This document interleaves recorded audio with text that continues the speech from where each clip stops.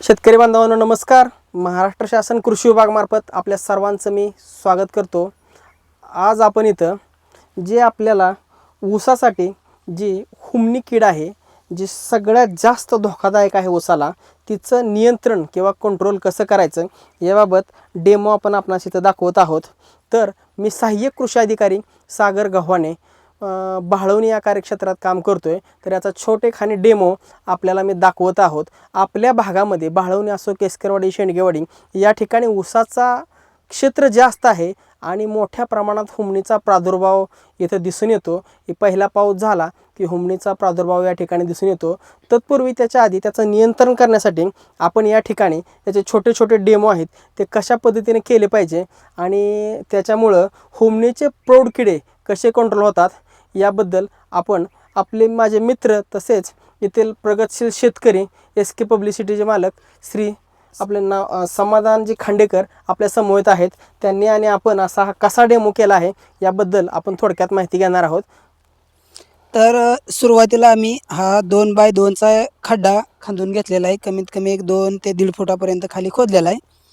त्याच्यातली पूर्ण माती काढून बाहेर ठेवली. त्यानंतर हा पिवळ्या कलरचा एक कागद घेतलेला आहे. 3 बाय 3चा कागद आहे आणि तो 3-4 फुटाचा आहे.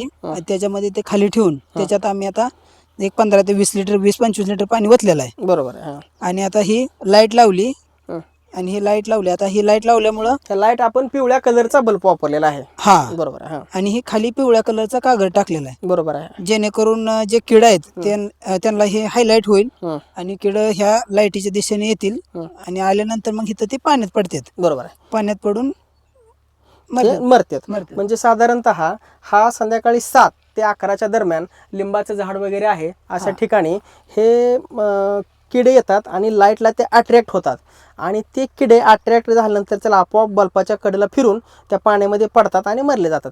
तर एका किड्यापासून कमीत कमी 1000 अंडी म्हणलं तरी 1000 आळ्या तयार होण्याचे चान्सेस आहेत. म्हणजे एक किडा जर मेला तर 1000 हुमण्या मरणार आहेत, कंट्रोल होणार आहे. कंट्रोल किंवा ते जन्मच घेणार नाहीत. याच्यामुळं ही प्राथमिक सुरुवातीलाच त्याच्या किड्यांचाच कंट्रोल झाल्यामुळं भविष्यातला जो ऊसाचा हुमणीचा जो जास्त प्रमाणात नुकसान होणार आहे ते इथं कंट्रोल होणार आहेत. त्याचा प्रौढ किडा तोच मरणार आहे. याच्यासाठी आपण हा छोटेखानी इथं प्रयोग केलेला आहे. तर याच्यामध्ये आम्हाला समाधानची यामध्ये मदत झालीच. त्याने स्वतःहून हे आपण सगळं तयार केलेलं आहे आणि आपल्या भागातल्या शेतकऱ्यांनी सुद्धा असे छोटे छोटे डेमो आपल्या इथं करावेत की जेणेकरून आपल्या भागात साधारणतः एका एकरासाठी एक डेमो हा असं करणं गरजेचं आहे. आणि शक्यतो याला पिवळा बल्ब वापरला पाहिजे की जेणेकरून याला या लाईटला ते जे हुमणीचे भुंगेरे आहेत, प्रौढ भुंगेरे, ते अट्रॅक्ट होतील आणि त्याच्यामध्ये मरतील. पाण्यामध्ये शेतकऱ्यांनी थोडंसं काळं ऑइल किंवा पक्षी जे किडे पडणार आहेत ते त्याला चिटकतील अशा पद्धतीने केरोसिन वगैरे टाकायचं आहे की जेणेकरून जो किडा पाण्यामध्ये पडला आहे तो मरून जाईल आतमध्ये. अशा पद्धतीनं हा डेमो आहे. तर आपल्या भागातील सर्व शेतकऱ्यांनी ज्यांचे ऊस बागायतदार आहेत आणि हुमणीचा प्रादुर्भाव जास्त आहे अशा सर्वांनी याचा अवलंब करावा अशी मी कृषी विभागामार्फत सर्वांना विनंती करतो. या डेमो पाहण्यासाठी आपण इथं शेंडगेवाडीमध्ये पाहू शकता आणि हा डेमो आपण आपल्या शेतामध्ये, विहिरीवर, आपल्या ऊसाच्या बांधाच्या कडेला आपण हा बनवू शकता. एवढंच मी आपल्याला इथं आवाहन करत आहोत. शेतकरी बांधवांनो, तुम्ही बघू शकताय हा जो आम्ही इथे प्रोजेक्ट केलेला होता तो अशा पद्धतीनं केलेला आहे. आणि आता याच्यामध्ये तुम्ही बघू शकताय इथं ही जी फुलपाखरं किंवा हे जे किडे आहेत ते याच्यामध्ये पूर्ण असे पडलेले आहेत. तर ह्याच्यामध्ये आम्ही काळं ऑइल ओतायच्या ऐवजी काळं ऑइल भेटलं नाही, त्याच्यामुळे आम्ही डायरेक्ट जे ओरिजिनल ऑइल होतं तेच ओतलेलं आहे.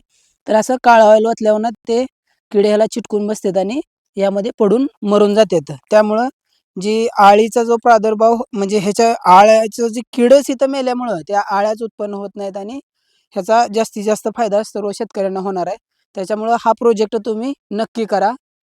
आणि तुम्ही बघितलं तर फार तर ह्याला एक 100 रुपये सुद्धा खर्च येत नाही. मिनिमम खर्चामध्ये तुम्हाला एकदम उत्कृष्ट हा प्रोजेक्ट आहे आणि सर्व शेतकऱ्यांनी हा प्रोजेक्ट करावा अशी मी तुम्हाला विनंती करतो. धन्यवाद. धन्यवाद समाधानजी. आपण जो कृषी विभागाला मदत केली आहे त्याबद्दल आपलं आभार. धन्यवाद.